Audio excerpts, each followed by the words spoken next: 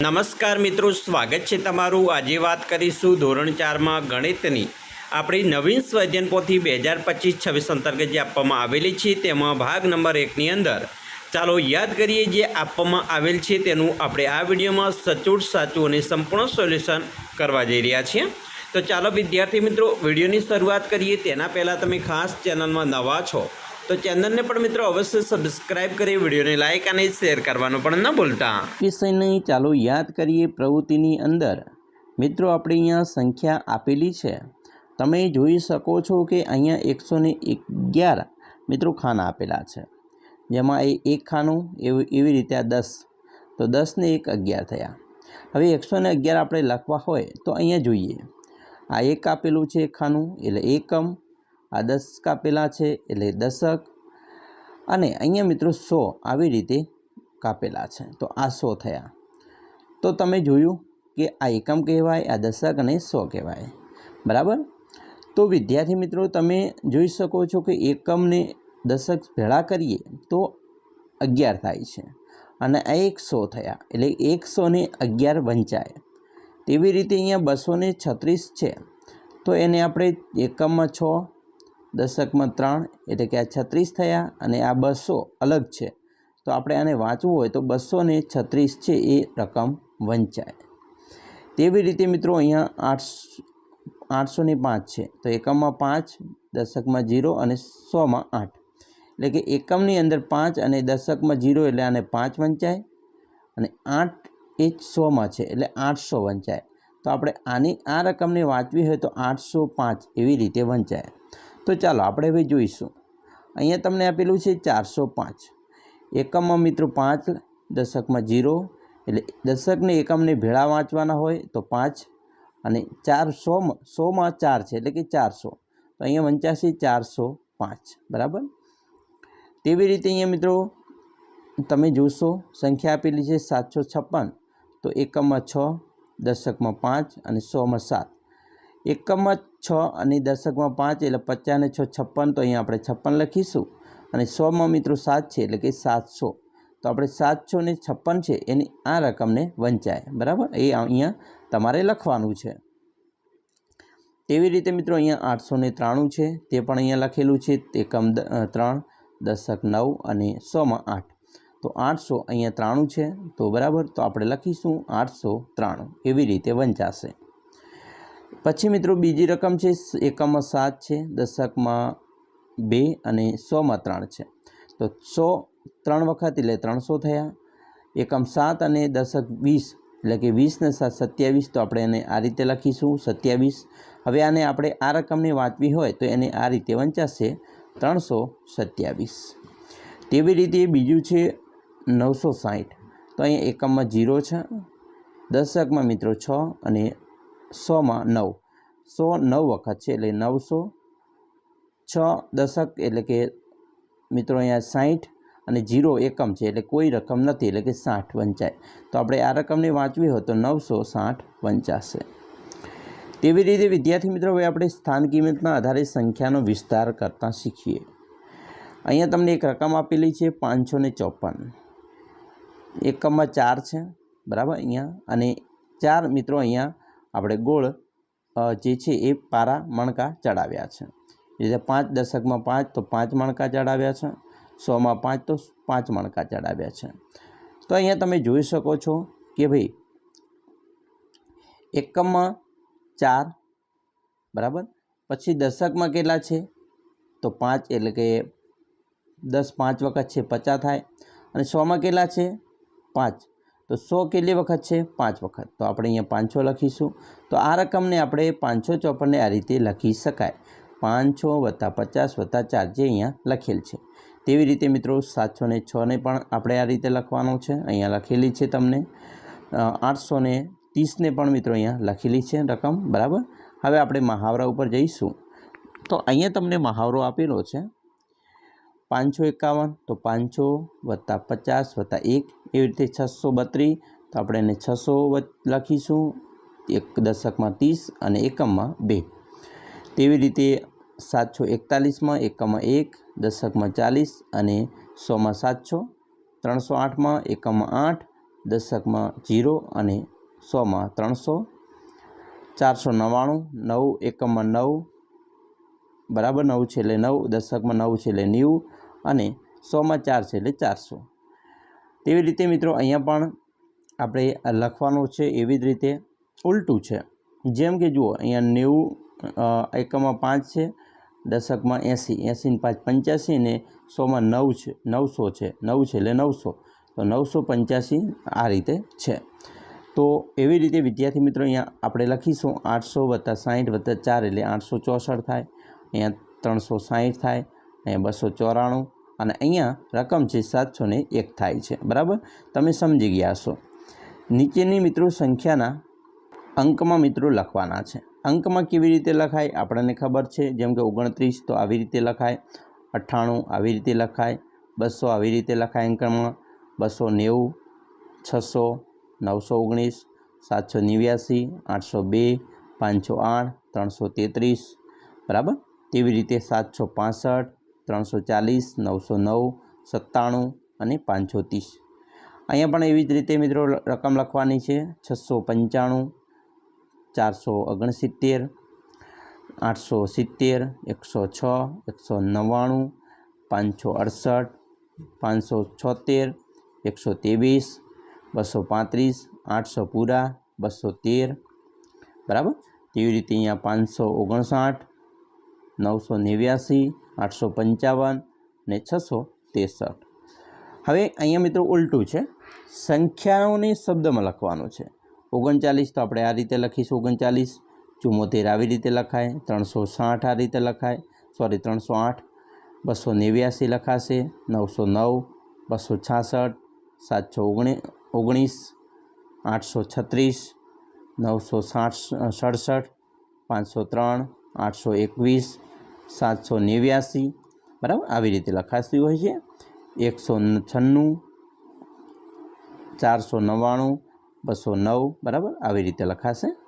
પછી અહીંયા 200 પૂરા, 275, 770, 689, 999, 479, 380, 550, 300 પૂરા, 633, 354, 693 બરાબર.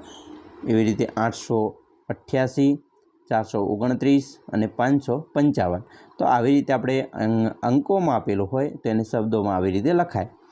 ચાલો આગળ જોઈશું. જુઓ અને સમજો. જેમ આપણે આગળ સ્થાન કિંમત બતાવી હતી, મેં અહીંયા એક ઉદાહરણ બતાવીશું, પછી આપણે સોલ્યુશન ઉપર જઈએ. કે અહીંયા 63 આપેલા છે, એકમમાં 3 છે તો આપણે 3 મણકા ચડાવ્યા. તેવી રીતે અહીંયા દશકમાં 6 છે તો 6 મણકા ચડાવ્યા. તો સ્થાન કિંમત કેવી રીતે લખાય? સ્થાનમાં રહેલ અંક તો એકમમાં 3 એટલે 3 કહેવાય, અને દશકમાં 6 એટલે 10 6 વખત છે એટલે 60 સ્થાન કિંમત થાય, અને આપણે એને શબ્દોમાં 63 લખાશે.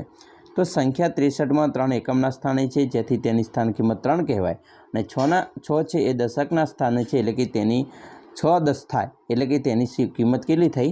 60 બરાબર. ચાલો હવે આપણે મહાવરા ઉપર જઈશું. મિત્રો અહીંયા મહાવરો આપેલો છે સંખ્યા 54, એટલે કે એકમમાં 4 છે તો આપણે 4 મણકા ચડાવ્યા, દશકમાં મિત્રો 5 છે તો 5 મણકા ચડાવ્યા. હવે એકમમાં 4 એટલે 4 થાય, અને દશકમાં 5 એટલે કે 10 5 વખત છે તો 50 થયા. તો અહીંયા મિત્રો 50 ને 4 54 લખાશે શબ્દોમાં. તેવી રીતે મિત્રો અહીંયા એકમમાં 5 છે બરાબર, અને દશકમાં 8 છે તો એકમમાં 5 મણકા, દશકમાં 8 મણકા. હવે એકમને આપણે 5 સ્થાન કિંમત, 5ની સ્થાન કિંમત 5, અને દશકમાં મિત્રો 8 છે એટલે કે 8ની સ્થાન કિંમત અહીંયા 80 થાય, તો 80 ને 5 85 આ રીતે લખાશે. તો વિદ્યાર્થી મિત્રો તમને ખ્યાલ આવી ગયો હશે. તો એવી રીતે મિત્રો અહીંયા 1ની સ્થાન કિંમત 1, 6ની સ્થાન કિંમત 60, 5ની સ્થાન કિંમત 500, તો 561 આપણે આ રીતે લખીશું. તેવી રીતે અહીંયા પણ મિત્રો આવી જ રીતે કરવાનું છે. 957 છે તો 7 એકમમાં છે એટલે 7 સ્થાન કિંમત, દશકમાં 5 છે એટલે 50, 100માં 9 છે તો 900, તો 957 તો આ રીતે લખાશે. એના પછી મિત્રો જોઈશું 482, તો 2 એકમમાં છે તો 2 સ્થાન કિંમત, દશકના સ્થાનમાં 8 છે તો 80, અને 100ના સ્થાનમાં 4 છે તો 400 થયા. તો 482 જે મિત્રો આવી રીતે લખીશું. ચાલો હવે નીચે મિત્રો બોક્સમાં જે તે અંકની સ્થાન કિંમત લખવાની છે. તો અહીંયા સમજશે સંખ્યા છે 529, તો એકમમાં મિત્રો અહીંયા 9 થઈ, અહીંયા દશકમાં 2 છે એટલે 20 અને 100માં 5 છે એટલે 500. ઓકે, તમને ખ્યાલ આવી ગયો હશે. તેવી રીતે અહીંયા એકમમાં 8, દશકમાં 20, 2 છે એટલે 20 અને 100માં 9 છે એટલે 900. તેવી રીતે અહીંયા 406માં 6 એકમમાં છે, 0 દશકમાં છે એટલે 0 જ આવશે અને 100માં 4 છે એટલે 400. તેવી રીતે અહીંયા 546માં એકમમાં 6, દશકમાં 4 એટલે 40 અને 100માં 5 એટલે 500 થાય. બરાબર, હવે તમને ખ્યાલ આવી ગયો હશે. એવી રીતે અહીંયા એકમમાં 6, અહીંયા 60 અને 600 લખાશે. 895માં એકમમાં 5, દશકમાં 90 અને 100માં 800. 732માં એકમમાં 2, દશકમાં 30 અને 100માં 700. 890માં એકમમાં 0, દશકમાં 90 અને 100માં 800. 770માં એકમમાં 0, દશકમાં 70 અને 100માં 700. 903માં મિત્રો એકમમાં મિત્રો અહીંયા એકમ છે ને એ 3 લખવાના છે, ભૂલથી 30 લખ્યા છે એટલે આપણે 3 લખીશું. બરાબર, અહીંયા 3 છે. દશકમાં 0 અને 100માં 900. બરાબર, આવી રીતે લખીશું. હવે મિત્રો તરત પહેલાંની અને તરત પછીની સંખ્યા અહીંયા 228 આપેલા છે, તો તરત પહેલાં 227 અને તરત પછી 229 થાય. 991 છે, અહીંયા ક્રમ અનુસાર લઈએ. 340 તો 340 પહેલાં 339 પહેલાંની અને પછીની 41. તો એવી રીતે મિત્રો સંખ્યા આપણે લખવાની છે. 991ની પહેલાંની સંખ્યા 990, પછીની 92, 992. 700માં 700 પહેલાં મિત્રો 699 અને 700 પછી 701, પછી 552. તો 552 પહેલાં 501 અને 552 પછી 553, પછી 492. 492 પહેલાં 491 અને 492 પછી 493. 888.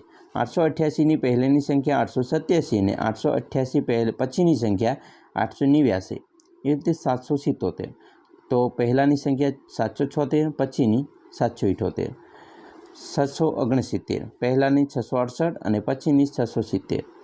579 પહેલાંની 578 અને પછીની 580. એ રીતે વચ્ચેની સંખ્યા લખવાની છે. 339 અને 341 વચ્ચે 340, 260 અને 262 વચ્ચે 560 અને 562 વચ્ચે 561. તેવી રીતે અહીંયા મિત્રો 780 વચ્ચે આવશે, અહીંયા 998, 222 આવશે, 571, 889, 464, 290 અને 111 વચ્ચે આવે છે. હવે મિત્રો જોઈશું આગળ 218 અને 215માં નાની મોટી સંખ્યા નક્કી કરીએ. બરાબર, તો અહીંયા 218માં જોઈએ તો 8 એકમમાં 8, દશકમાં 1 છે એટલે 10 અને 100ના સ્થાનમાં 2 છે એટલે 200. એવી રીતે અહીંયા પણ જોઈએ 5 એકમમાં 5 એટલે બરાબર, દશકમાં 1 છે એટલે 10 અને 100માં 2 એટલે 200.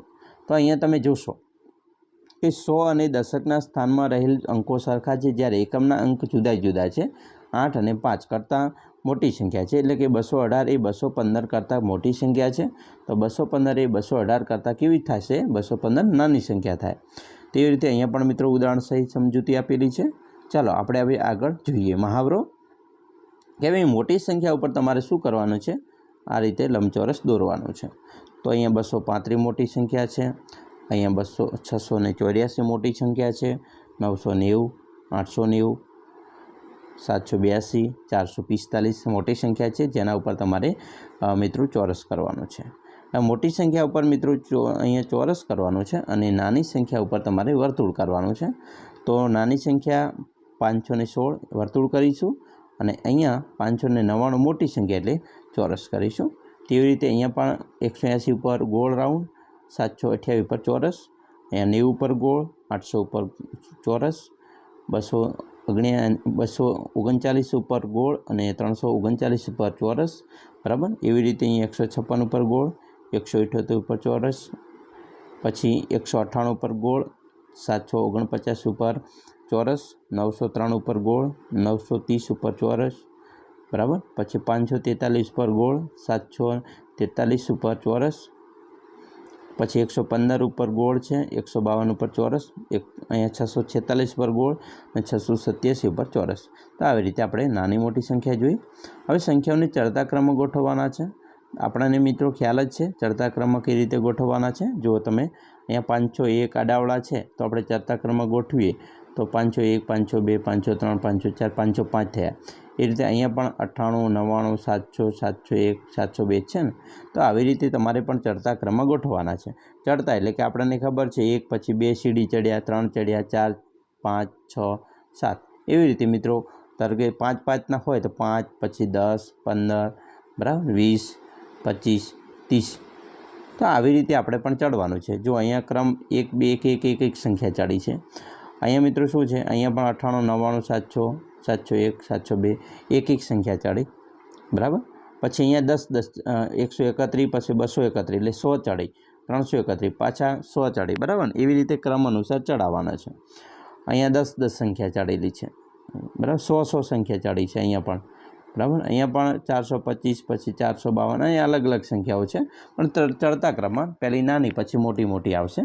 હવે ઉતરતા ક્રમમાં ઉલટું, પહેલાં નાની સંખ્યા પહેલાં લેતા, આમાં ઉલટું છે, મોટી સંખ્યા પહેલાં લેવાની। જેમ કે 600 મોટી છે, એથી નાની 500, એથી નાની 400, એથી નાની 300 ને એથી નાની 200। એવી રીતે અહીં 169 પછી 165 139 130 અને 119। તો આવી રીતે આપણે ક્રમ અનુસાર મિત્રો ઉતરતા ક્રમમાં ગોઠવીશું। પછી પેટર્નના આધારે તમને મિત્રો દાખલા પૂછાતા હોય છે, જેમ કે 211 પછી 212 213 એક એક એક ક્રમ ચડ્યો છે, 214 215 216। એ રીતે અહીંયા મિત્રો 201 203 205 એક એક ક્રમમાં ચડે છે। જો અહીંયા એક એક છે તો અહીંયા 6 નહીં આવે પણ 7 આવશે, અહીંયા 8 નહીં આવે 9 આવે, 10 નહીં આવે 11, એટલે એકી ક્રમ એકી સંખ્યામાં ચડેલા છે। પછી જુઓ 601 600 601 602 603 604 605 ક્રમ અનુસાર ચડ્યા છે। પછી 300 305 5 5 સંખ્યા ચડે છે, 310 315 320 325 બરાબર। તો આવી રીતે ક્રમ અનુસાર ચડાવવાના રહેશે। તો અહીંયા પણ તમે જોશો બરાબર કે 517 519 અહીંયા પણ એકી સંખ્યામાં મિત્રો ચડેલા છે બરાબર। પછી 551 251 250 249 248 અહીંયા ઉતરતા ક્રમમાં મિત્રો સીડી પેટર્ન બની છે। એવી રીતે અહીંયા 321 319 317 પછી 315 શું છે, 2 2 માઇનસ કરવાના છે બરાબર। એવી રીતે પેટર્ન બને છે -2ના આધારે। પછી અહીંયા મિત્રો 1 1 -1ના આધારે પેટર્ન બની છે।